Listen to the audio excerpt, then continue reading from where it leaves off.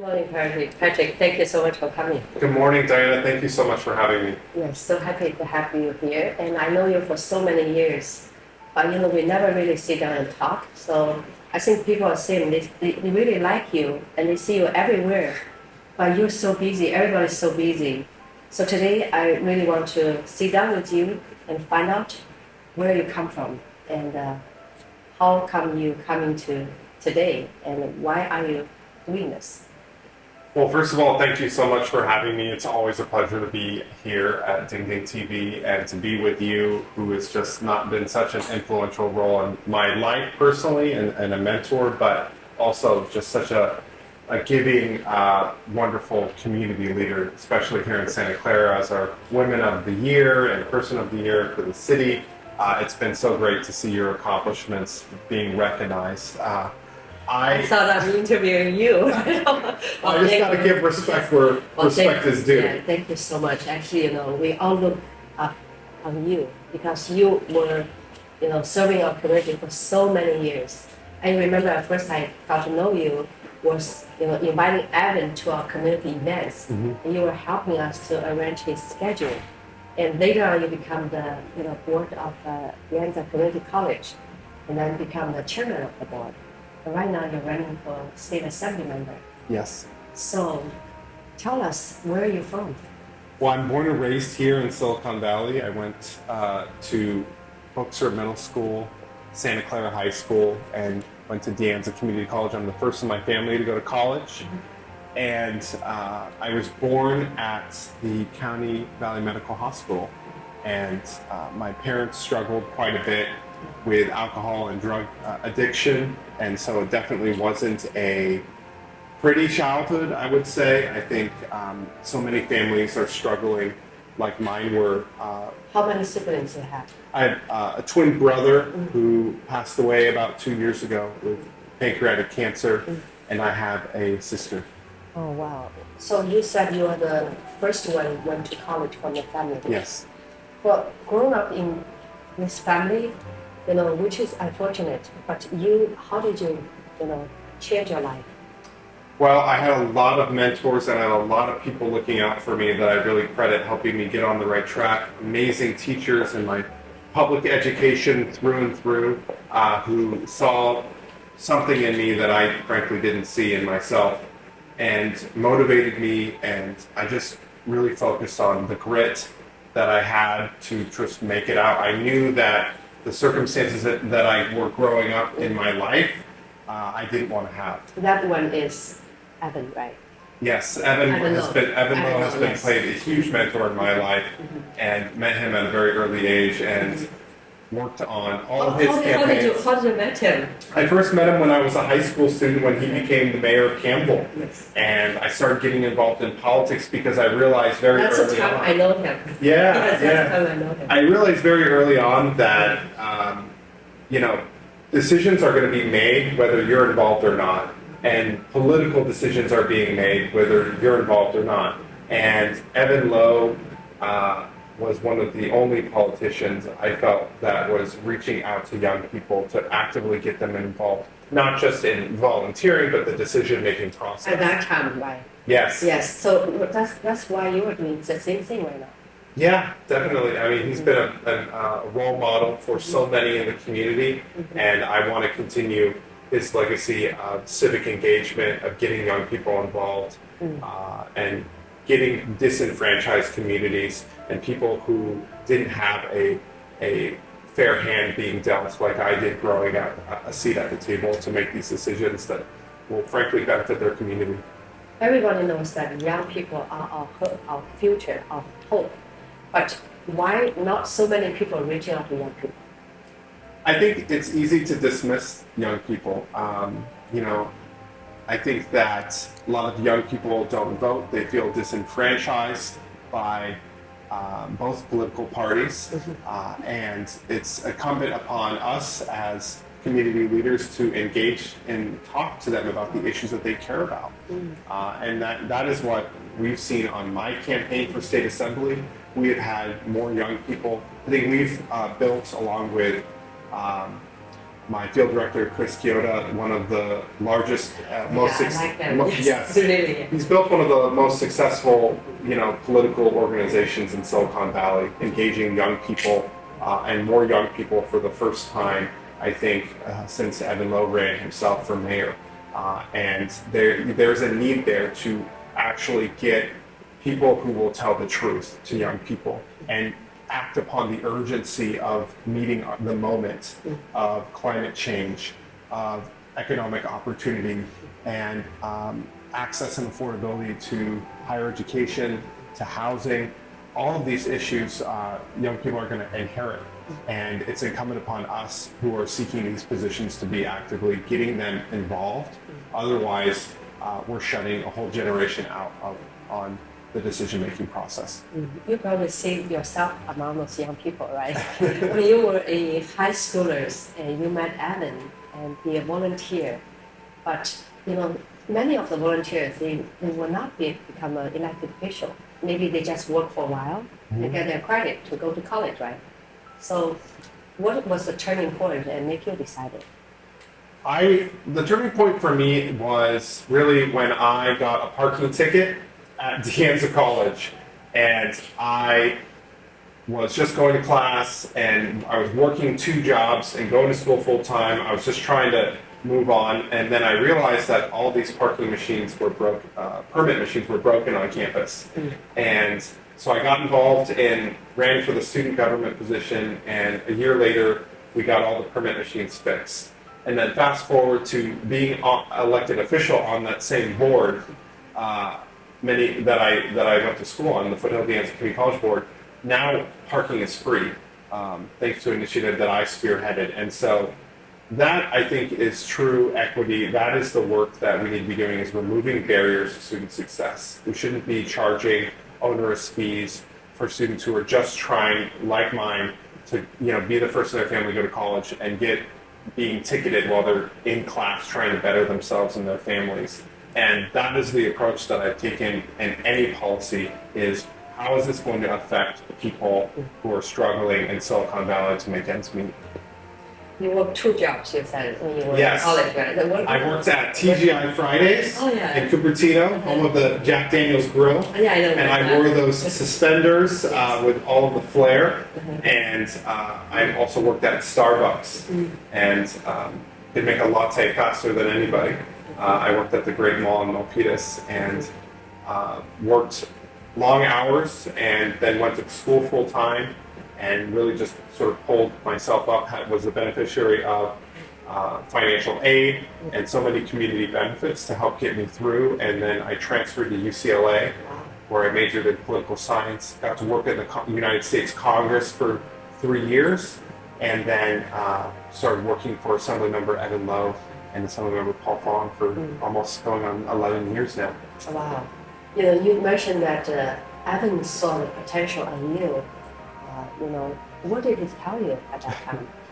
Well, I certainly didn't see the potential in me at that time. I think he saw someone, like he's mentored so many people who were struggling. He said you wrote a letter to him. I did. I wrote a letter and wanted to get involved, and he took a chance on me. Whereas there's so many qualified applicants applying to work with him who went to prestigious schools, were from prestigious families.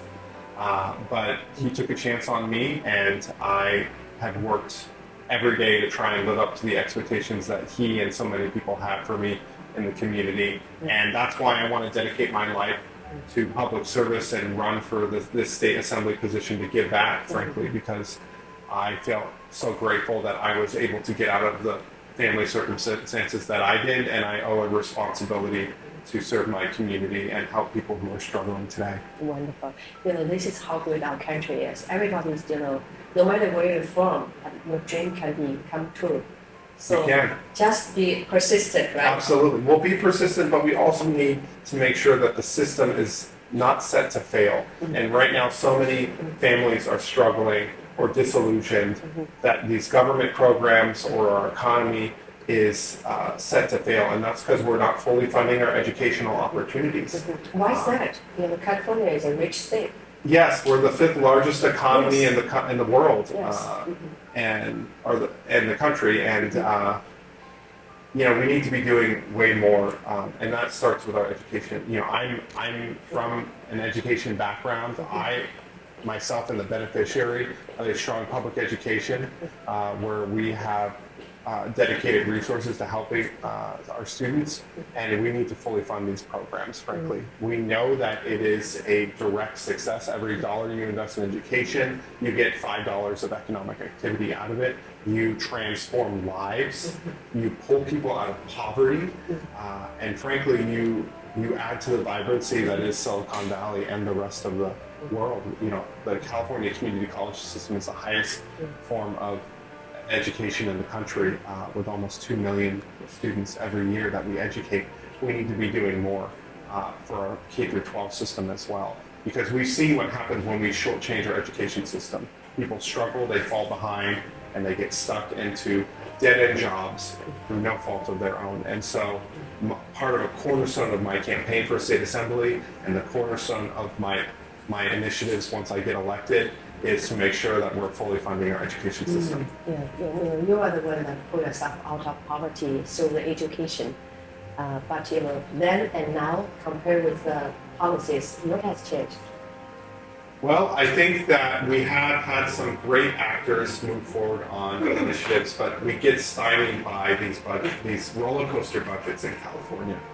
And it's easy to lose sight with so many competing demands and interests and lobbyists and special interests, flooding our politics. We need to stay focused on what matters most, and that's our future. What matters most? It all comes down to education. Education is the key to our economic success and our future. Fully funding it is going to be the success, and making sure that we are providing opportunities for all of our students, regardless of their zip code. It's very different to grow up in the Central Valley than it is in Silicon Valley. And we need to make sure that regardless of your zip code, wherever you were born, that you have those same economic opportunities and education opportunities. And we need to be working closely with the state legislature and our governor to make those economic realities a possibility for people growing up, so that we can continue to not rest on our laurels in California. So much of our policies that we pass in the state of California, the other states in the union look to as models, right? Because we are so wealthy, and yet there's so much income inequality that exists, and we are still stymied by some of our ballot initiative issues that tie the hands of the legislature, frankly. And so I think there's a lot of work to do, but that's why we need to be partnering together with the business community, with labor, our nonprofit sector, our public education system.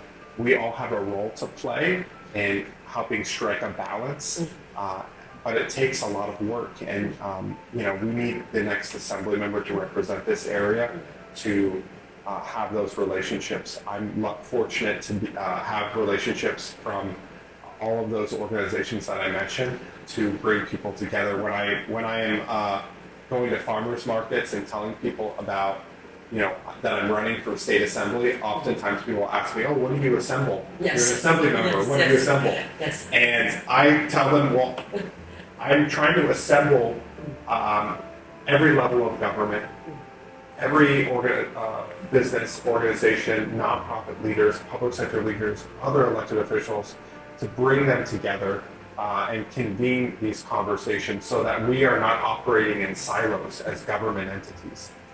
So much of it is homelessness is a county problem, or housing is a city problem, or education opportunities are higher education problem.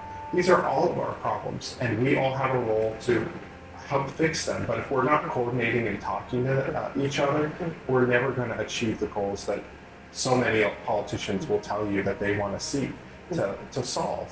And I want to try that different approach. I think I'm an optimist. We can make a lot of strides if we have the courage of our conviction to sit these folks down and actually work on these issues. And that's what I intend to do. I like your positive mind, and you've got to stay positive. Of course. It's hard because our national politics, there's so much anger. You see our country being divided, and also Very our divided. community being divided. So how can you bring them together? Well, I think it depends on our relationships, right? I'm lucky and fortunate in my campaign where I'm endorsed by every mayor of every city, major city in our district. I'm endorsed by both the California Labor Federation and the California Chamber of Commerce and the San Jose Immigrant More than 20 years of work Love work. and friendship. But trust, it's not just work, it's I've built those relationships because I've already started working on these initiatives. I'm not waiting to get elected to the state legislature to work on housing. We've passed and allocated $200 million to build housing at our community colleges. We are working on an amazing initiative with the county to be the first county medical building at a community college at De Anza College that will offer a dental hygienist program, a dental clinic. It will offer mental health counseling, a primary healthcare physician visit. It will offer a county pharmacy right across the street from our senior center in Cupertino. It's about, again, going back to not siloing government resources. We can work closely with the county and the community college system to provide healthcare access to all of our residents, regardless if they're a student or an employee or not. But that's the type of work that I want to be able to replicate throughout California. There are 116 community colleges in California. We can easily replicate housing opportunities and healthcare opportunities in these partnerships and not just leave it to someone else to solve. We all need to be stepping up and playing a role. And that's why, as an assembly member, I want to convene these conversations to get this done. Well, you sound like an assembly member already. That's how I thought you. But from your background, your experience, how do those experiences help you to run this position? Well, I think I have a sense of urgency. My background of being in poverty and understanding these issues. Everyone says that they want to work on housing. Everyone says that they want to work on climate change. You've been talking for many years. I've actually worked on it, and I've passed education policies. I've passed climate change legislation. I've passed housing affordability measures. I've passed access to our affordable healthcare system. And I'm doing this all as a community college trustee. And I'm doing it while I'm working with these partnerships. We need to replicate this on a state stage so the rest of the country can see that this is how we get things done in Silicon Valley. We are innovative, and I think we are losing track of our innovation economy by not exporting this throughout California and the rest of the country. We can lead the state of California and not just being the most unaffordable place to live. We can lead innovation to tackle educational equity. We can tackle economic inequality if we work with all of these different sectors, including government, private, nonprofit, to lean on solutions to these issues. But we're not going to do it if we keep passing the buck to our community and saying it's somebody else's fault. When I'm listening, you're talking and sitting here looking at you, at one moment I feel like you have something in common with Evan. Oh, really? Really, yes, yeah. When you talk, you make people feel so special. When you listen, you really listen carefully. So what do you learn most from Evan? I've learned that he stays authentic in the face of relentless scrutiny. These jobs are hard and they should be hard. You have an opportunity to create a real difference. And throughout the time that I've worked with him and known him, he has remained authentic and singularly focused on doing what is right for the community. And that is the type of attributes that I want to continue moving forward on, combined with my personal background and how I grew up to lead the state of California into the next century. Because what we're doing now, make no mistake, what we're doing now, the policies that we're enacting now are going to be feeling the effects. If we continue to our inaction on aggressive climate change legislation, if we continue our inaction on not building enough affordable housing, and if we continue our inaction on not fully funding education, we are going to feel it for the next generation, and they are going to blame us for failing our economy and failing their economic opportunity. And Evan knows that. He's working on that. he's going to the Congress to try and tackle these issues. I'm hoping to join him as a partner in the state assembly. Wonderful. On your website, you talk. I really like these three things you mentioned in your website: thinking bigger, listening more, and acting decisively. Absolutely. It's all about listening. And I think so many elected officials do not listen anymore. They say, I have a plan, give me money. I have a plan, trust me with your vote. And yet you need to listen because the plans are out there. You need to listen to the community. The community knows the potholes that exist. They know the issues and the barriers that exist in their kids' schools, and their work opportunities, and the rising inflation costs and utility costs. Listen to them, and we can address their issues to make their lives better for their families, for themselves. And it is when people get out of touch, when they're not listening to people, and when they're not truly understanding the needs of the community. That's why I feel I'm so grounded in what is to be accomplished in the assembly right now, because I've lived these experiences and hardships, and I have that sense of urgency to fix it. I saw you everywhere. All the community events. How could you manage your time?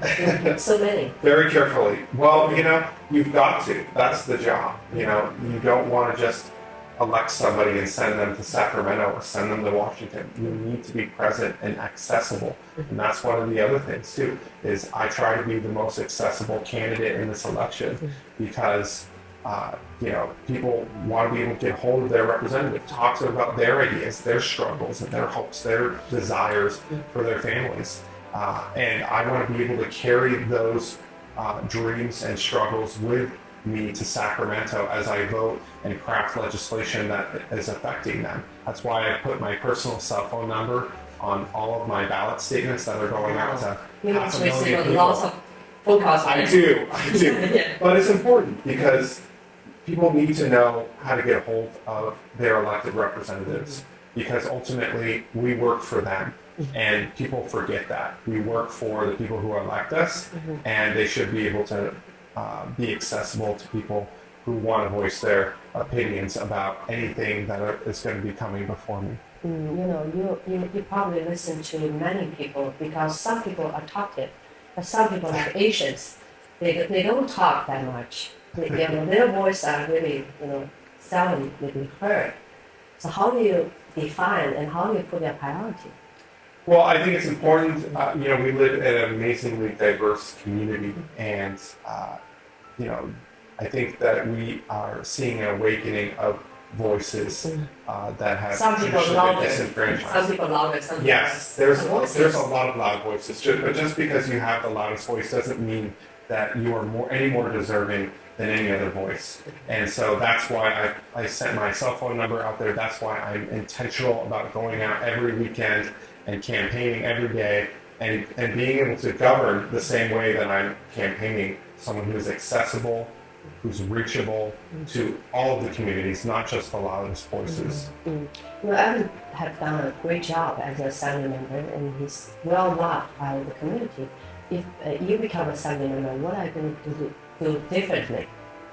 Well, I definitely want to continue on the aggressive constituent services. I have worked in his state assembly office for 10 years now, and we helped over 11,000 people over the pandemic, helping get EBD, unemployment insurance. So I think I'm going to be very focused on poverty issues, like how I was growing up. I'm going to be very singularly focused on excellent constituent services, accessible policy making. That's the name of the game.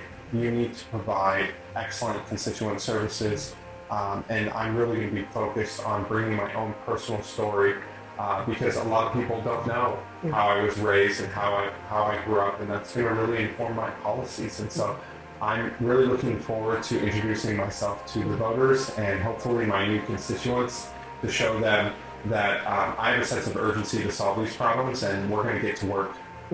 Personal story is really important, very powerful.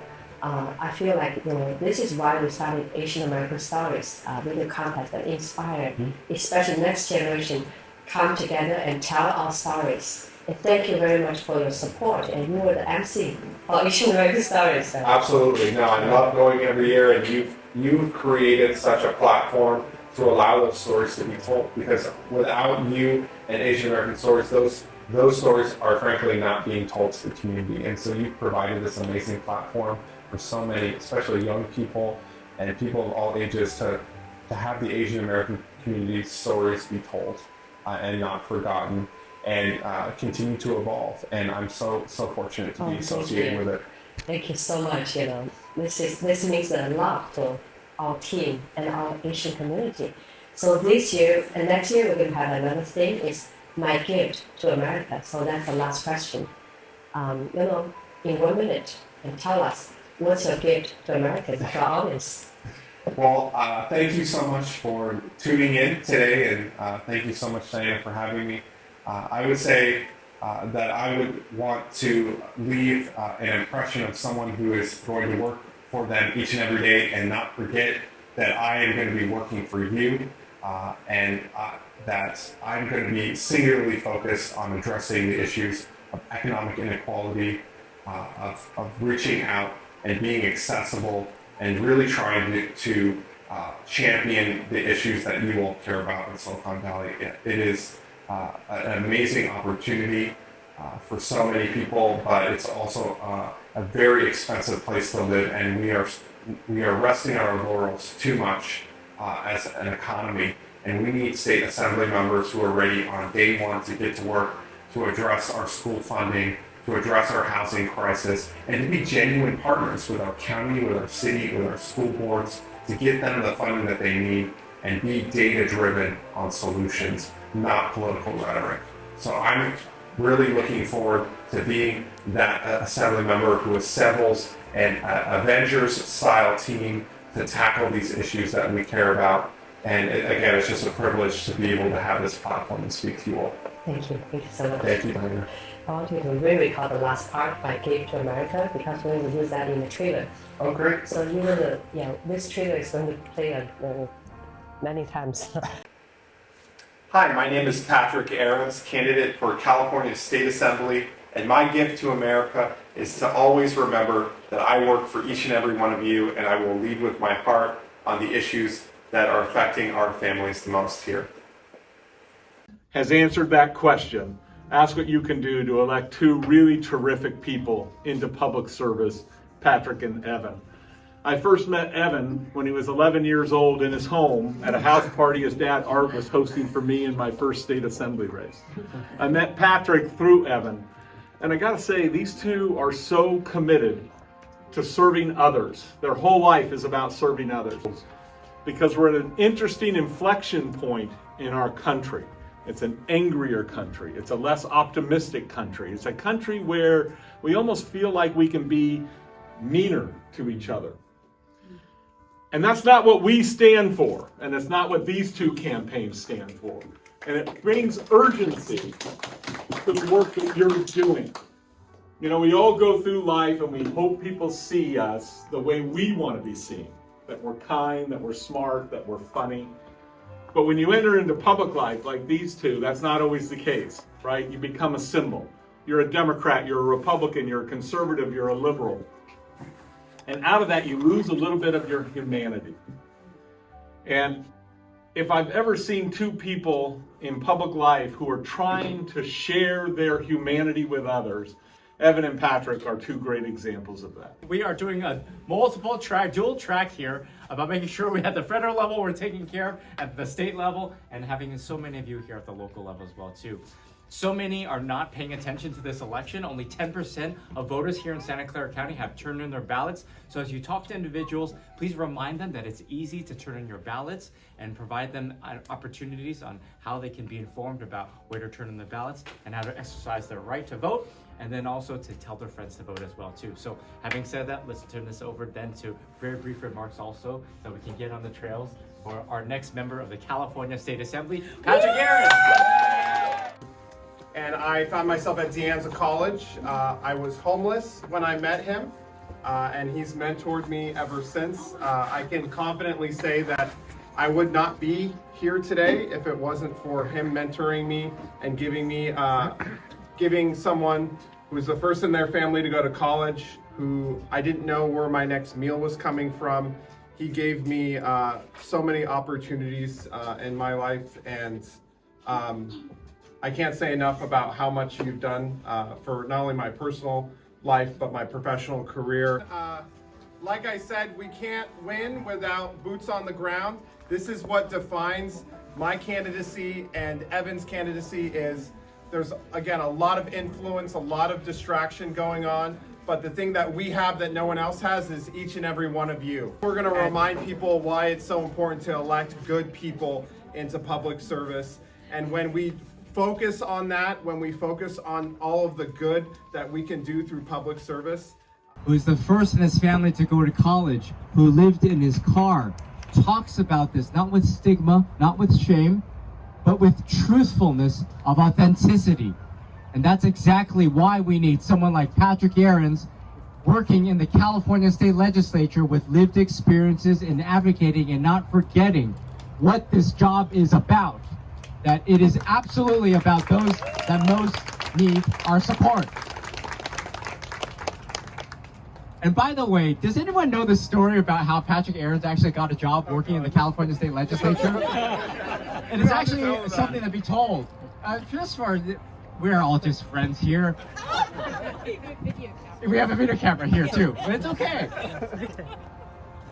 Patrick is a district director for me in the California State Legislature.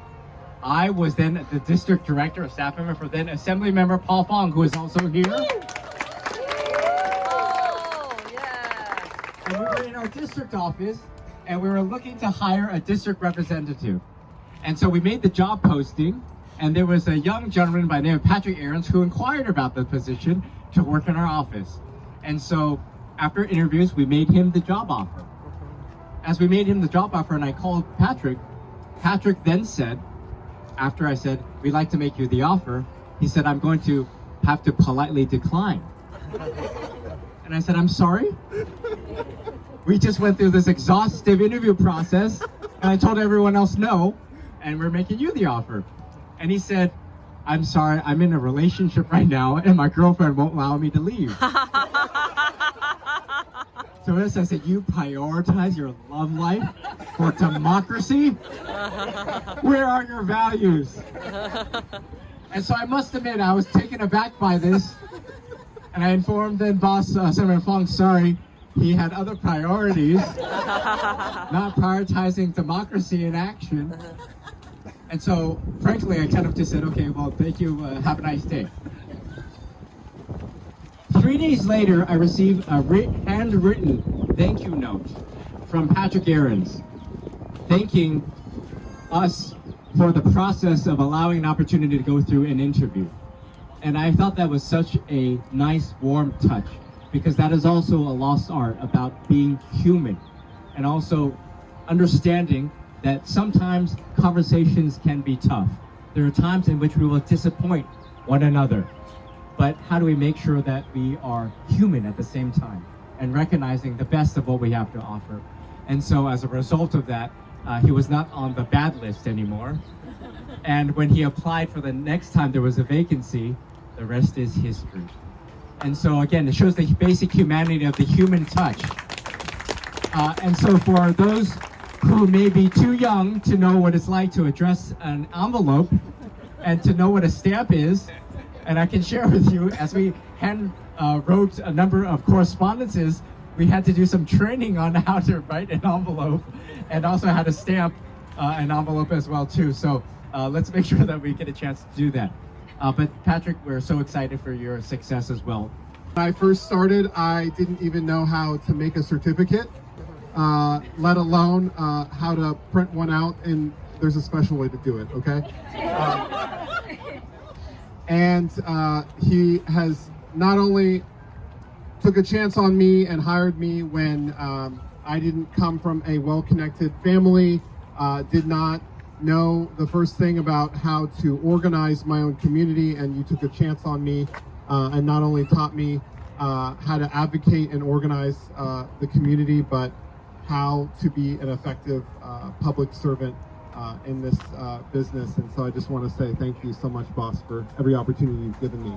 I hope to continue his legacy on being one of the most prolific champions for equal rights, for affordable housing in our community, even though it may not be politically popular to do so, for advocating for our clean and healthy environment, and all of our environmental policies, for being the author and the preeminent progressive champion on equal rights and ensuring that we finally remove the dark stain of history that is Proposition 8 from our California Constitution this November. De Anza College here.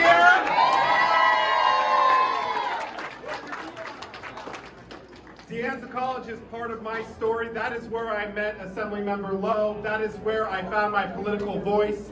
It is there where I knew that there are so many problems affecting Silicon Valley, and if we don't come together and work really, really hard, that things will not get better. There are people who are suffering on the streets tonight, and poverty is a policy choice. We can end homelessness under our watch. I just want to say two quick things. One is I think about all the people that can't be here tonight, and this month will be 2 years since my twin brother passed away. And I think about him a lot, and I thinking about him tonight, and as the reason why I ran is to make sure that as he was diagnosed with cancer, he struggled. He struggled, and our family struggled to get the health insurance that we need and to get the quality of life that he deserved. And that is the work that and that is the energy I want to bring to Sacramento. No one should have to choose between paying rent and paying for their chemo treatments. No one should have to choose between their next meal or their textbooks. And with me in Sacramento, you won't have to choose that, because I'm going to be fighting each and every day on behalf of the most disenfranchised in Silicon Valley. We're going to take our innovation and our tech spirit, we're going to take our heart and soul to Sacramento and show them what Silicon Valley does. We have a vibrant, living, and wonderful Korean American community amongst our students, and we invite you to visit us. We have free classes for our community college students. Homelessness is not a county problem. Housing is not a city problem. Our education system is not just for the school board. We all need to focus as government entities to help fix and support Santa Clara residents. And so that is my aim to work on in Santa Clara. My name is Lisa Gilmore. I'm the mayor of the city of Santa Clara, and I love Patrick Ahrens, and I'm supporting him because, first of all, we went to the same high school. Not at the same time, but we did go to the same high school, and I know he has Santa Clara in his heart. He cares about our community. He loves our community. He's already offered to do a lot to help our community. I trust that he's going to be the best leader for the assembly for the city of Santa Clara. My name is Mary Grizzle. I'm with Reclaiming Our Downtown, and I'm a very big supporter of Patrick. I've known him for about, I'd say, 5 to 8 years now. And I am a huge supporter because he has a story to tell, and it's a huge story. And with his experience and his story, he wants to fix many of the problems that we've got in not only in the county, but in the cities that he's representing. And he's already begun his work even before he's elected. My name is Ann Kepner, and I am a trustee for West Valley Mission Community College District. I met Patrick Ahrens approximately 9 years ago when I was running for the seat I now hold. And he is now the trustee at Foothill De Anza. And together we have worked on incredible projects that support students, the community, the faculty, the classified, and I know that Patrick is a person who works hard to get things done for the people that he represents, and that's exactly what he will do at the State Assembly. He will work and bring parties together so that we can find solutions that are meaningful and come up with practical solutions that will impact and improve the lives of the people here in the district. And for that reason, I'm supporting Patrick Ahrens.